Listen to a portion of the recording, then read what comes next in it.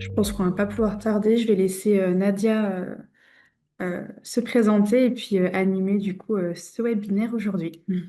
Merci Mélodie. Bonjour à tous. Pour ceux qui ne me connaissent pas, je vais me présenter en quelques mots. Donc, je suis Nadia Brun. J'ai intégré l'équipe SVSI depuis maintenant un peu plus de 4 ans. Et ma fonction est celle d'architecte fonctionnel et de consultante technique.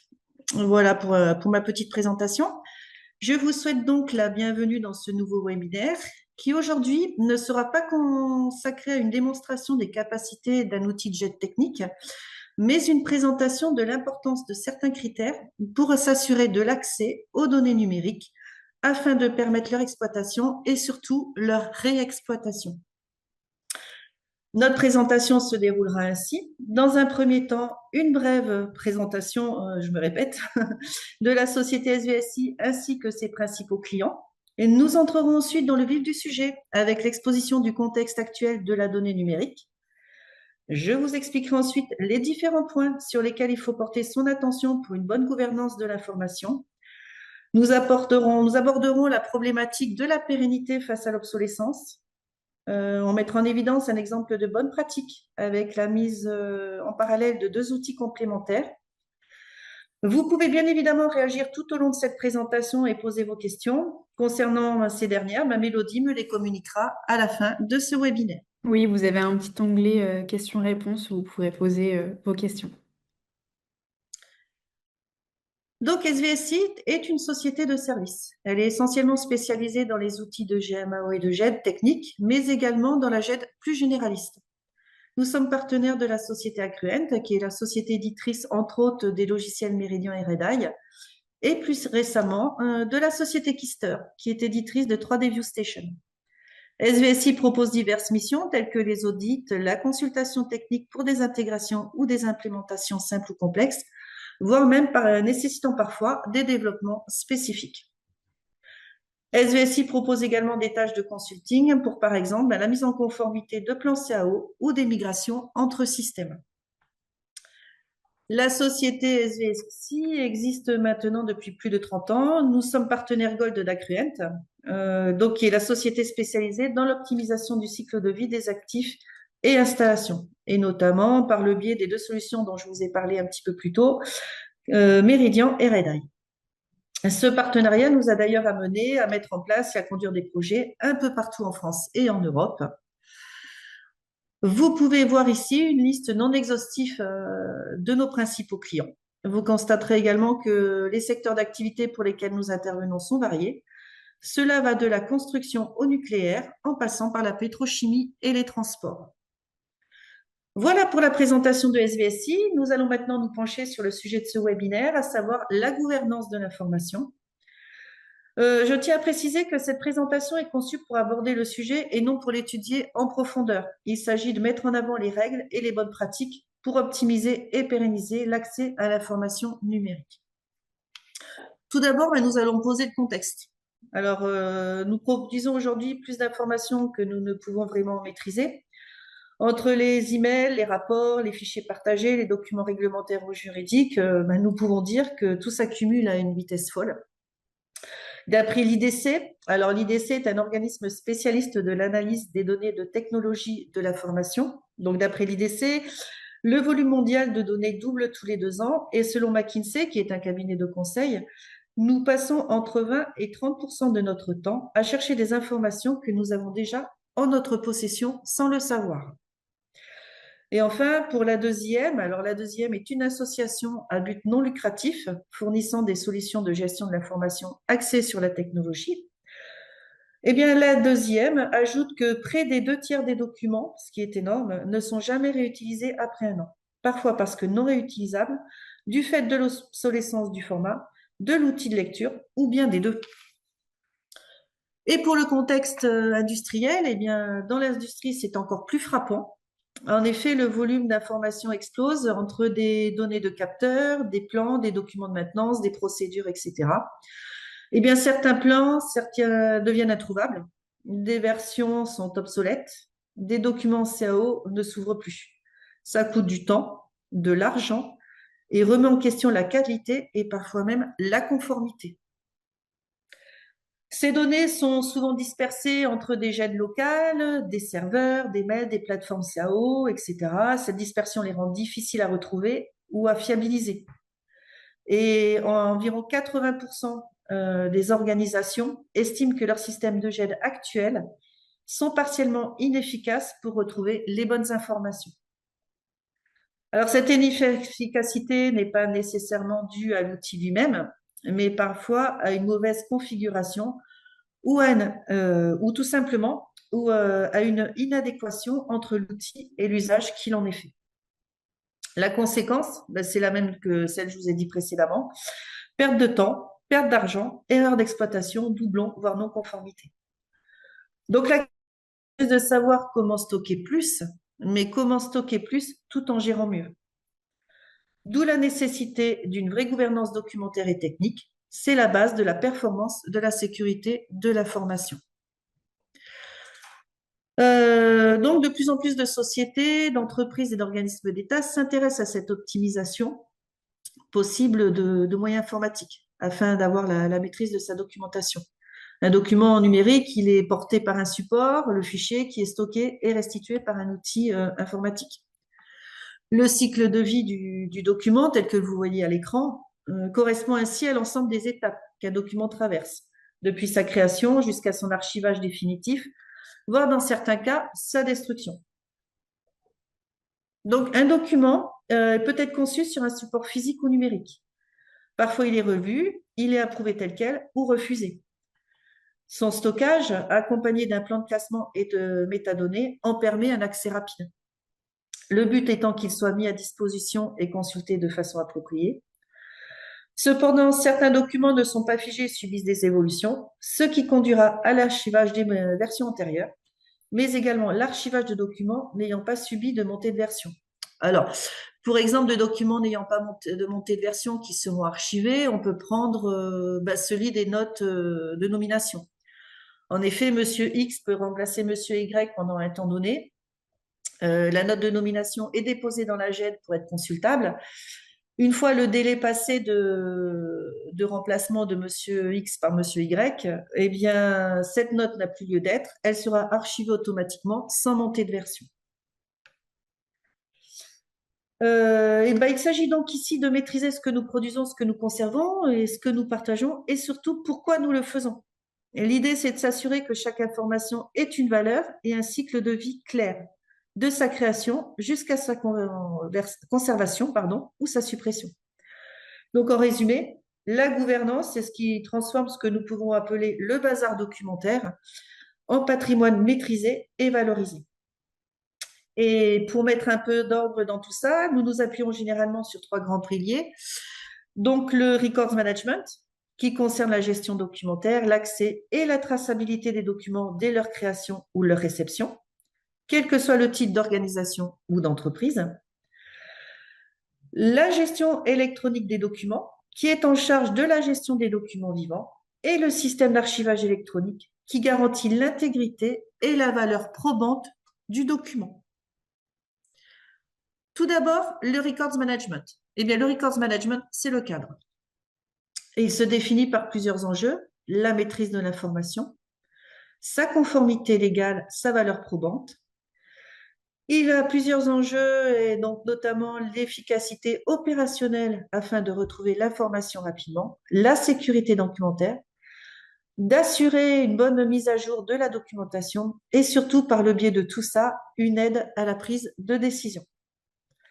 Nous pouvons dire qu'en tant que support à la gouvernance, le records management, c'est la pierre angulaire d'une bonne gouvernance de l'information, de celle qui va garantir une exploitation et surtout la réexploitation, parce que l'enjeu est là, des documents numériques. Et pour énoncer, comme énoncé un peu plus haut, il s'appuie ainsi sur 2 outils, la GED et le SE. Donc, si le records management, c'est le cadre, eh bien la GED, c'est la gestion. La GED est donc un système informatique qui a pour objectif de mettre en place un référentiel unique, de mettre en place des workflows. Il a également pour objectif d'assurer la confidentialité et la sécurité des données qui y sont stockées, d'accéder facilement à l'information par le biais des moteurs de recherche, d'assurer la traçabilité des actions, le fameux qui fait quoi, quand et comment, Et enfin, de permettre le versement des documents en fin de cycle de façon native ou par des connecteurs dans un SAE. L'outil de GED, pour être reconnu comme tel, doit répondre à la norme ISO 15489-1 et appliquer les règles du RGPD. Donc, nous avons vu que le records management, c'est le cadre, la GED, la gestion, et bien le SAE, lui, est la conservation. Un système d'archivage électronique, ben, lui, il intervient dans la dernière phase du cycle de vie du document. Il est le garant de la valeur probante de celui-ci en assurant sa sauvegarde. C'est une solution logicielle conçue pour conserver des archives dématérialisées ou nativement numériques. Il répond ainsi à 5 objectifs. La confidentialité, par le contrôle de l'identification de la personne souhaitant accéder au document ainsi qu'à son niveau d'habilitation. Il a pour objectif l'intégrité. Le SAE doit en effet pouvoir certifier l'authenticité du document. Il peut en apporter la preuve grâce à un système de scellement par empreinte, un jeton d'horodatage et le journal de preuve. Il est le garant de la traçabilité des opérations réalisées sur un document, que ce soit son versement dans le SAE ou bien sa consultation dans ce même SAE, et ce par le biais du journal des événements qui est horodaté et signé. Et enfin, il a également pour mission de garantir la pérennité, la pérennité de l'accès à l'information, notamment par la vérification régulière de l'état des données et l'emploi des formats normés, tels que par exemple le PDFA ou encore le XML. Et surtout, eh bien, SAE, il a également pour objectif sa propre réversibilité. En effet, c'est un outil qui n'est pas éternel. Et comme tout outil, il est lui-même victime de l'obsolescence et sa durée de vie peut être inférieure à la durée de conservation des archives. Il faut donc pouvoir récupérer les données déposées et les migrer dans un nouveau SAE. Et pour être conforme, le SAE doit répondre aux exigences de la norme française Z42-013 qui a été internationalisée sous ISO 14641. Alors, je m'excuse par avance, mais de temps en temps, je vous sortirai des petites normes comme ça, mais elles ont leur importance. Pour résumer, eh bien, le record management définit les règles du cycle de vie documentaire en chapeautant la GED qui applique ces règles pendant la phase active et le SAE qui les prolonge pendant la phase de conservation probante. Grâce à ce mécanisme, la chaîne documentaire se définira comme une chaîne de confiance. Alors là, nous venons de voir que les outils et les règles sont de mise pour une bonne gouvernance de l'information, mais il faut cependant pas oublier le rôle des normes et des standards. Comme vous avez pu le voir, les outils sont soumis à des normes. Tout d'abord, qu'est-ce qu'une norme? Qu'est-ce qu'un standard? Eh bien, la norme, c'est le cadre formel. C'est une référence officielle qui est publiée par un organisme. Elle est validée, votée, reconnue légalement ou industriellement. Elle peut être soit obligatoire, soit recommandée. Le standard, quant à lui, il se définit comme une habitude largement partagée. Et il est adopté par un secteur, un éditeur ou une communauté. Il n'est pas nécessairement validé par un organisme officiel, mais peut devenir une norme s'il est formalisé. Le meilleur exemple, c'est celui du PDFA, qui était à la base un format standard et qui est devenu en octobre 2005 une norme ISO pour l'archivage électronique. Donc, chaque norme, chaque standard joue le rôle d'un gène de fiabilité, comme par exemple l'intégrité, la traçabilité, la durabilité. Ensemble, eh bien, ils forment les piliers d'une chaîne de confiance que j'ai matérialisée ici sous la forme de l'ADN et de sa double hélice. Et cette chaîne de confiance, eh bien, elle garantit que nos documents resteront lisibles, authentiques et exploitables dans le temps, même quand les outils, eux, auront changé. Un format propriétaire ou un logiciel qui disparaît, eh bien, ce sont des années de plans, de rapports ou de données techniques qui deviennent inutilisables. Par exemple, tout à l'heure, juste avant, je vous ai parlé du PDFA qui était devenu une norme ISO. Eh bien, par exemple, le DWG, lui, est un standard. Il est habituellement utilisé pour les plans. Afin de garantir sa durabilité, eh bien, il est important de le convertir dans un format PDF-A qui, lui, est pérenne. On s'appuie donc sur des normes de pérennité et de gestion documentaire qui sont reconnues internationalement. Donc, je vous en ai déjà cité deux, donc à savoir l'ISO 15489, donc qui est celle du RM et de la GED. Elle détermine en effet les concepts et les principes à partir desquels sont élaborées les méthodes de création, de conception et de gestion des documents d'activité. La norme NFZ42013 pour le SAE, puisqu'elle est spécifique à la conservation des documents électroniques et au coffre-fort numérique conforme. Et enfin, l'ISO 16739, donc dite IFC pour Industry Foundation Classes, pour les modèles de données du bâtiment et de l'ingénierie, à savoir CAO, DAO et BIM, afin d'assurer l'interopérabilité, et la pérennité des fichiers techniques. Ces standards servent à préserver la lisibilité, la traçabilité et l'intégrité des informations, quel que soit leur format et leur environnement logiciel. En clair, une donnée pérenne, ce n'est pas seulement une donnée sauvegardée, c'est une donnée normée, traçable et interopérable. Le véritable enjeu est donc non seulement de stocker les données, mais c'est de s'assurer qu'on pourra encore les lire demain, après-demain, dans 6 mois, dans 10 ans et voire plus. D'ailleurs, une petite anecdote pour illustrer l'importance du bon traitement des données afin d'assurer leur conservation. En 1976, des bandes magnétiques de l'atterrissage sur Mars du programme Viking ont été enregistrées par la NASA. Elles ont été conservées telles quelles, sans aucun traitement, et se sont détériorées au fil des années. Lorsque 10 ans plus tard, les ingénieurs de la NASA ont voulu exploiter les images, eh bien, les formats étaient devenus illisibles, les logiciels de lecture obsolètes. Cet exemple illustre ce que les professionnels de l'information appellent l'âge sombre numérique. Celui-ci évoque donc la perte d'informations historiques à l'ère numérique, résultant directement des formats de fichiers, de logiciels ou de matériel obsolètes qui deviennent corrompus, rares ou inaccessibles à mesure que les technologies évoluent et que les données se détériorent. D'où l'importance de ne pas perdre de vue que la pérennité n'est pas un état figé. Les formats évoluent, les outils aussi, et ce qui est la norme aujourd'hui, eh bien, peut devenir obsolète demain. Eh bien, il est donc plus que nécessaire de mettre en place une stratégie de veille. Par veille, je veux parler de veille, bien évidemment, au pluriel. En effet, il faut garder un œil ouvert en mettant en place une veille technologique pour les formats, une veille métier pour suivre les évolutions des process métiers, et enfin, une veille normative pour rester en conformité avec les normes. L'analyse de ces veilles pouvant conduire à l'anticipation de l'obsolescence des formats de fichiers et des outils de lecture, au changement de progiciel si nécessaire, et enfin, s'assurer d'appliquer les dernières règles normatives pour une bonne gestion documentaire. Et ce dernier point est essentiel. Eh bien, justement, cette logique d'anticipation, on la retrouve aussi dans les outils de GED et des solutions qui intègrent déjà cette idée de traçabilité, de versionning et de conformité. C'est le cas, par exemple, de Meridian et Redeye, deux solutions de l'éditeur Accruent qui traduisent très concrètement les principes du record management et de la gouvernance documentaire, en optimisant la gestion des documents techniques et des données d'ingénierie dans les environnements industriels.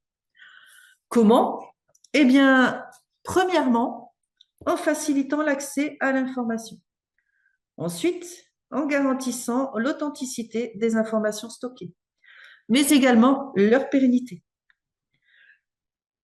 Comment? En assurant la conformité des documents et des schémas gérés par ces deux outils. Et enfin, par le fait que ces deux solutions apportent supportent des formats techniques tels que le CAD ou le CAO, ou encore en centralisant les informations par la réduction des silos de données.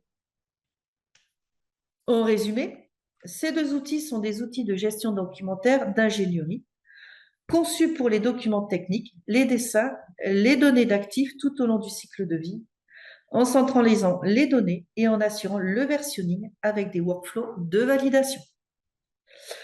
Alors, cependant, ce ne sont pas des solutions d'archivage pérennes comme on l'entend avec le SAE. J'ouvre une petite parenthèse qui sera brève. Si vous souhaitez en savoir un peu plus sur ces deux solutions de jet technique, je vous invite à consulter nos différents webinaires accessibles depuis le site svsi.fr ou encore à nous contacter. Je ferme la parenthèse. Et donc, comme je vous disais, une jet, ce n'est pas un SAE. Et pour boucler la boucle, il faut penser à le coupler à un SAE. Eh bien, en parlant de SAE, je vais vous parler du programme interministériel VITAM. Donc, VITAM, pour acronyme, c'est l'acronyme pour valeur immatérielle transmise aux archives pour mémoire. Ce programme, c'est un programme interministériel français d'archivage électronique. Il est porté par trois ministères, le ministère de l'Europe et des Affaires étrangères, le ministère de la Culture et des Armées. Il est responsable de la conservation des archives d'État. Alors, certains organismes l'utilisent également. Pour exemple, le CEA est intégré dans ce programme. Vitam, en tant que SAE, il se définit sur les objectifs suivants. Le respect des exigences de la norme NFZ 42-013, la gestion du cycle de vie, surveillance et conversion et normative. Il a pour objectif également de gérer la chaîne de preuves par le journal de preuves et l'horodatage, par le biais du stockage de différents types de formats, comme des formats photos, des scans, des plans 3D, des vidéos, CAD, etc. Mais également, il est interopérable pour pouvoir être migré en cas d'obsolescence grâce à l'exportation des données qu'il contient via des fichiers au format CEDA, donc c'est un format normalisé, et pour être intégré dans un nouveau SAE. Par contre, il faut être clair que Vitam, c'est pas, et de façon plus générale les SAE, hein, ce ne sont pas des gels. En effet, les versions déposées sont finales. Rien n'est édité dans un SAE, ce n'est pas un outil de travail. Il peut conserver un DWG, un IFC ou un autre format technique, mais il ne peut pas générer de miniatures ni extraire de métadonnées CAO ou encore gérer la révision technique ou faire des rendus. Quant au contrôle documentaire, son absence est logique du fait que celui-ci est assuré en amont par la GED. C'est pour cela, comme je vous l'ai énoncé dans une slide précédente, la solution pour une bonne gouvernance de son information, c'est la mise en place du GED couplé à SAE, le tout chapeauté par des règles définies dans le Records Management. Bien voilà. En conclusion, que pouvons-nous dire? Eh bien, maîtriser l'information, c'est maîtriser le temps.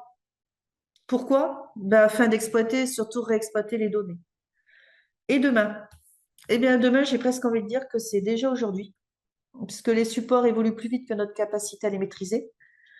Il ne faut surtout pas prendre le risque d'un nouvel âge sombre du numérique. La production documentaire, elle explose. L'intelligence artificielle devient incontournable. Eh bien, oui, l'intelligence artificielle, elle décuple les atouts de la GED en repoussant les limites de l'autonomie et de la capacité des solutions. Mais l'IA dans la GED peut présenter des risques ou des problèmes de confidentialité si les modèles ne respectent pas les réglementations. Et heureusement, des normes arrivent sur la gouvernance de l'IA. Alors, je vais encore vous en citer une, je suis désolée, comme la norme ISO IEC 42001. Et les réglementations européennes évoluent avec la loi Intelligence Act. Pour information, cette loi est tout à fait accessible sur Internet si vous voulez en savoir un peu plus. Et enfin, il faut constamment s'assurer du respect du RGPD en matière d'évolution sur la protection des données, la conservation limitée et la traçabilité des accès, mais également la minimisation et la justification des données de conservation. Eh bien voilà, nous en avons terminé avec ce tour d'horizon de la gouvernance de l'information. Je dis tour d'horizon car le sujet est vaste et il s'agissait ici vraiment simplement de vous faire une présentation pour mettre en avant les principaux points sur lesquels il faut s'attarder quand nous mettons en place une stratégie de gestion documentaire. J'espère que j'ai été claire. Mélodie, y a-t-il des questions ou tout simplement des commentaires à cette présentation? Alors j'ai deux questions qui sont dans le petit encart questions-réponses. Est-ce que SharePoint peut être considéré comme une GED? Ah, la fameuse question de SharePoint en tant que jet collaborative. Alors, je vais faire une réponse un peu de normand, comme on dit. Alors, oui et non. SharePoint fait de la GED, mais ce n'est pas une GED au sens strict du record management. Euh, je vais juste aborder trois points. Enfin, effectivement, SharePoint gère des documents. On peut y insérer des métadonnées, des révisions, des workflows et des droits.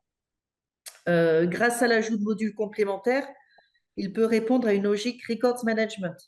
Parmi ces modèles, en exemple, eh bien, l'étiquette de rétention. Elle permet d'appliquer automatiquement des durées de conservation ou des règles de suppression. Mais voilà, comme le fait une GED d'ailleurs, hein, puisqu'on peut programmer l'archivage de façon automatique d'un document dans une GED, mais ce n'est pas de façon native. Et en effet, à l'état natif, il ne respecte pas les exigences d'un véritable système chapeauté par le Records Management tel que je l'ai présenté dans ce webinaire. Ben, tout simplement et surtout parce que SharePoint, eh ben, il ne répond pas à la norme ISO 15489. Donc, à Oui, déjà. partir de là, on ne peut pas dire que c'est une gêne. Ok. Ok. Et on a une seconde question qui est en rapport avec l'IA, sujet à la mode. Comment l'IA va transformer la manière dont on fait de la recherche, on classe et on gouverne les documents? Alors, est-ce qu'elle va transformer? Oui, mais elle va surtout simplifier, Ouais, accélérer et fiabiliser tout ce qui demande du temps humain, en fait. Alors tout d'abord sur la recherche, aujourd'hui pour rechercher un document, surtout si nous passons par le biais des métadonnées, il faut connaître le terme exact ou tout au moins que le terme soit contenu, par exemple dans le titre. Si la métadonnée c'est le titre, il faut que le terme soit contenu dans le titre et qu'il soit écrit tel que nous le recherchons. Sinon ouais, l'information ne remonte pas. Donc c'est valable pour le titre, l'auteur, également pour l'emplacement du document. L'IA, elle, en fait, elle ne fonctionne pas par terme exact, elle est plus dans le contexte du document et les liens qui peuvent être faits entre les documents. C'est en ce sens qu'elle facilite la recherche de ouais. l'information. Euh, Ensuite, au niveau du classement, eh ben, ça devient un autoclassement, toujours grâce à l'analyse du contenu et à la reconnaissance du type de document. Alors, elle a ça aussi qu'elle permet d'appliquer des métadonnées auxquelles peut-être l'humain ne penserait pas en faisant cette analyse et en recoupant les données entre différents documents. Enfin, elle permet de repérer les éventuels doublons. Alors, ce que peut Oui, faire une ok. GED également, mais il faut que ça soit géré dans la même. Alors, suivant les logiciels, on va pas employer les mêmes termes, mais par exemple, pour Meridian Red on va parler de coffre. Pour d'autres GED, on va parler de bibliothèque ou d'entité. Donc, elle permet de repérer les doublons, même s'ils ne font pas partie de ces mêmes entités. Et elle va repérer également les documents sensibles, notamment ceux qui doivent répondre au RGPD. Elle permet d'éviter et d'anticiper les éventuels risques de non-conformité.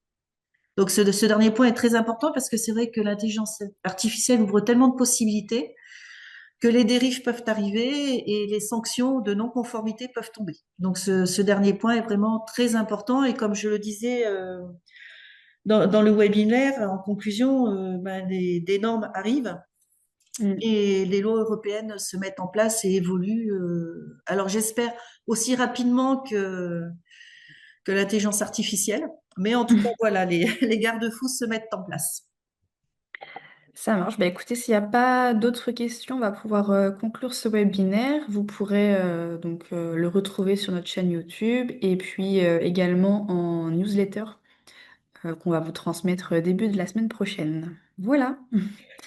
On vous souhaite une belle journée et puis à bientôt.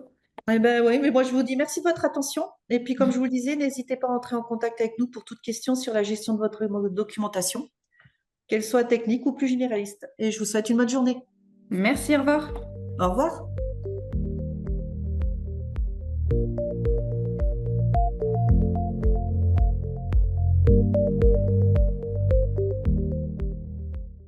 Je pense qu'on va pas pouvoir tarder. Je vais laisser Nadia se présenter et puis animer du coup ce webinaire aujourd'hui. Merci Mélodie.